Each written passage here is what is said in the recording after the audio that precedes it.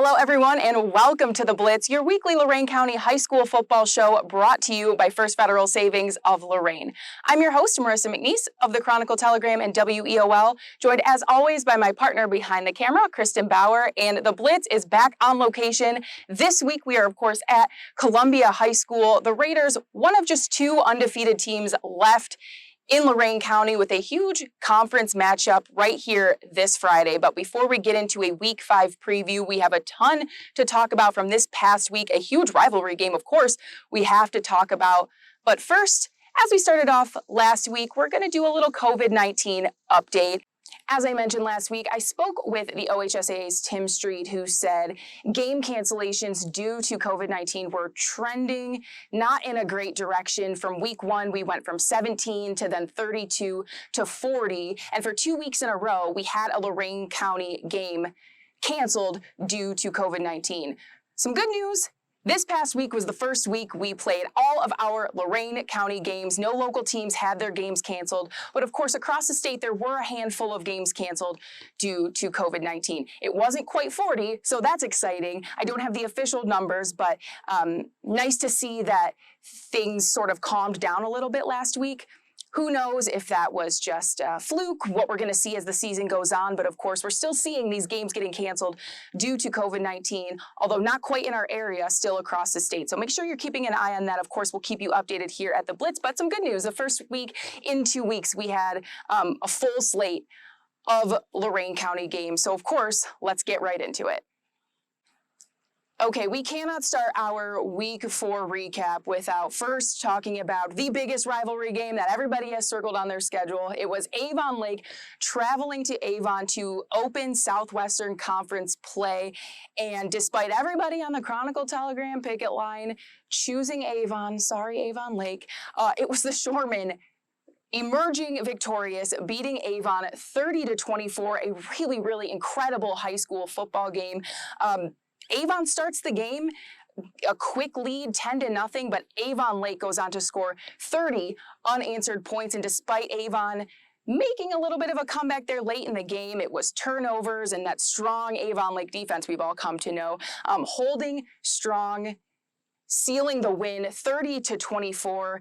Avon Lake, of course, I mentioned Columbia, one of two undefeated teams left in Lorain County. The other, Avon Lake, they are 4-0, sitting atop the SWC. A really, really great game from the Shoremen. Avon, of course, is a really, really tough place to play, whether that stadium is packed or not. Avon's a team you can pretty much always count on to win at home. And in a rivalry game with emotions running high, I don't know, that's a game certainly all of us at the Chronicle Telegram expected Avon to win, especially after that loss to Medina. I saw their bounce back game against Glenville, and Avon played angry and tough and physical, and I thought there's no way they're going to let anybody come into their house and beat them. But Avon Lake had different plans. They have a backup quarterback playing, but doesn't seem like they've missed a step in that offense. They're playing incredibly well, of course, beating their rivals 30-24, and now sitting atop the conference. It's all eyes on Avon Lake. They've got that conference in their grasp. Everyone's going to be gunning for them now, and I'm guessing Avon is going to be looking forward to a chance to meeting Avon Lake again in the playoffs. They have the past few years, so we'll see. I'm hoping for a rematch myself. I'm guessing it's going to be just as good as a game as we saw in Week 4. But again, Avon Lake emerging victorious 30-24 over their rivals in what was just a really incredible high school football game. While we're talking about it, let's talk about our other undefeated team left in Lorain County. The Columbia Raiders 4-0 after a 40-12 win over Black River. The Raiders are just absolutely cruising through this first half of the season. I tried to do a little bit of math on Friday, but I'm sorry, math is not my strong suit, but they're outscoring opponents something like 45-6. Something crazy. They've scored upwards of 180 points this first few weeks of the season. I don't know. I said math isn't my strong suit, but you get it. This offense is good. This team is good. And it's particularly impressive after the past couple of years, seeing this team start kind of slow and having some unfortunate injuries to quarterback Andrew Champagne in particular, who has not only stayed healthy this first part of the season, but has played out of his mind and has some help in sophomore Marco Sirigliano, who's rushed for, it was like 300 some yards in a couple different games. this offense is really good, and this team as a whole, I mean, it's not just the offense. They're only giving up an average of, 6 points per game. The 12 against Black River was the most they've given up through 4 weeks of the season, and that's a good Black River team. That was a 500 team from last year, which might not sound like much, but in the Lorain County League, where anybody can win on any given night, it's a really tough competitive league. That says a lot about that team. So Columbia absolutely cruising through this first part of the season. And I think coming in, we all maybe had our eyes on Keystone as the team to beat in the Lorain County League. And that might still be true. Keystone playing well. They've got a ton of talent on that team, but Columbia undefeated through 4 weeks and are certainly now going to give Keystone a run for their money in that conference. The Raiders taking on Brookside here this Friday, September 17th. Brookside, maybe not a team you think, oh, that's a big matchup. But Brookside won their Lorain County League opener last week as well. So they're also 1-0 in the conference, and they're playing well. They've improved. They're buying in over there. They're starting to establish a sort of a winning culture. So it'll be a good matchup here at Columbia. But again, the Raiders, one of 2 undefeated teams left in Lorain County.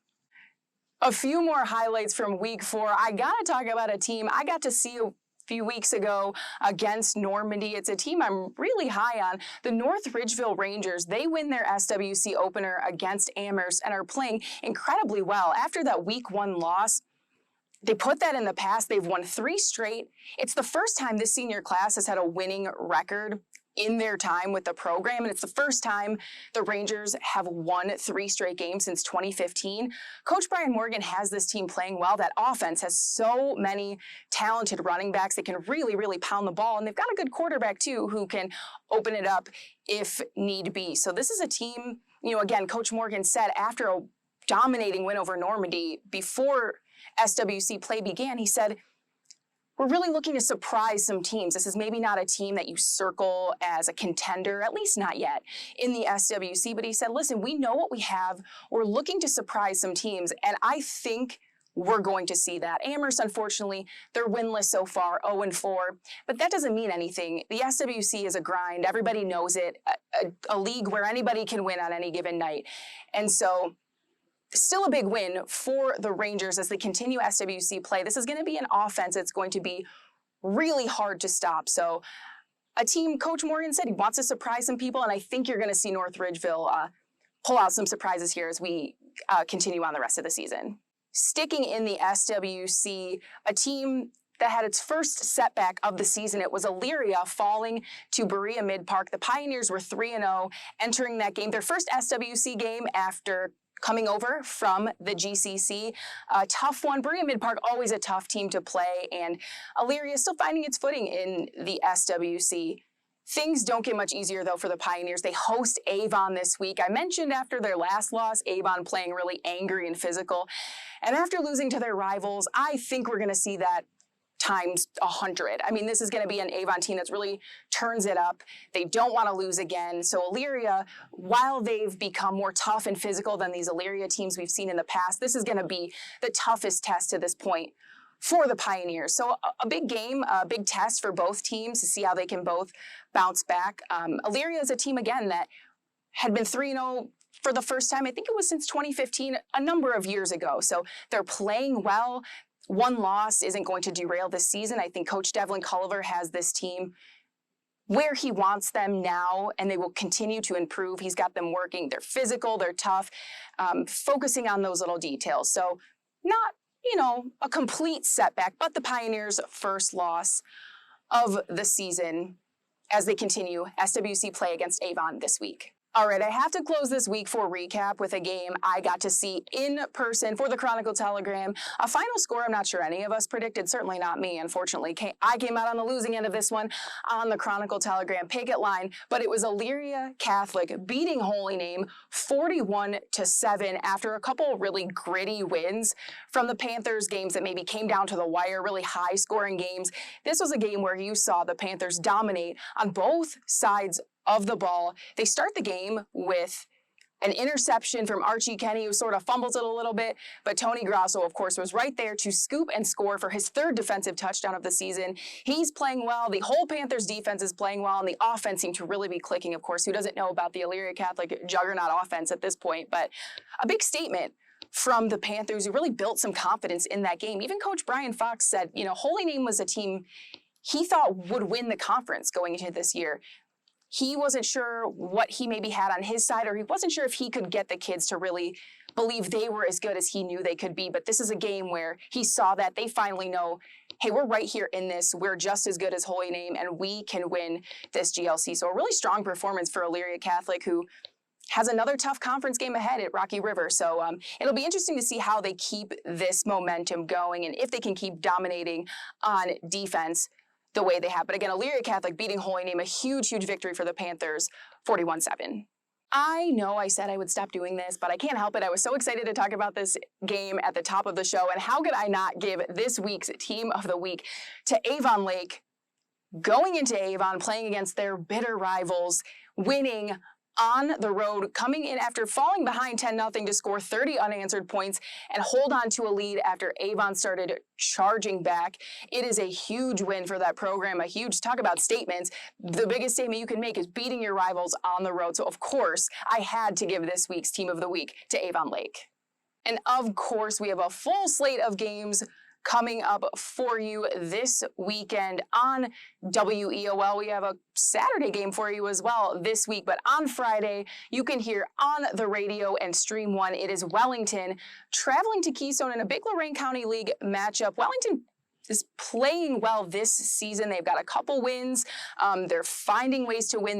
They're fixing that attention to detail that they were focused on to start the season. And of course, Keystone, with that wealth of talent, they had a game canceled and a tough loss a couple weeks ago. But of course, Coach Don Griswold is going to have them back and ready to play. It'll be at home for Keystone. So a really good game. That will be on Stream 1 and on the radio for WEOL. On Stream 2, a couple of teams looking for their first win this season. It is Midview taking on Amherst in an SWC game. That one you can hear on Stream 2 on WEOL.com. And our Medina County matchup this week, Medina taking on Strongsville. Medina, tune in if you can. That is a great, great team. Of course, they beat Avon a few weeks ago. They've got a really, really talented quarterback, a Penn State commit, and Drew Aller. So a really fun team to watch. So be sure to tune into that one if you have a chance. And on Saturday, you can hear me. I will be on the sidelines where Black River is taking on Clearview, another Lorain County League game. Two good teams. Black River certainly going to be looking to bounce back from that loss to Columbia last week. So that one will be on the radio on Saturday on WEOL. In the meantime, of course, as always, pick up your copy of the Chronicle Telegram on Saturday. On Friday, we've got all your previews, all your picks. And on Saturdays, we've got the Blitz. It is the best high school football coverage around. You don't want to miss it. You can find that every Saturday on Newsstand. So be sure to get your copy. Make sure you're going to chroniclet.com for all of your updates, following us on Twitter. And until then, we will see you next week for the Blitz.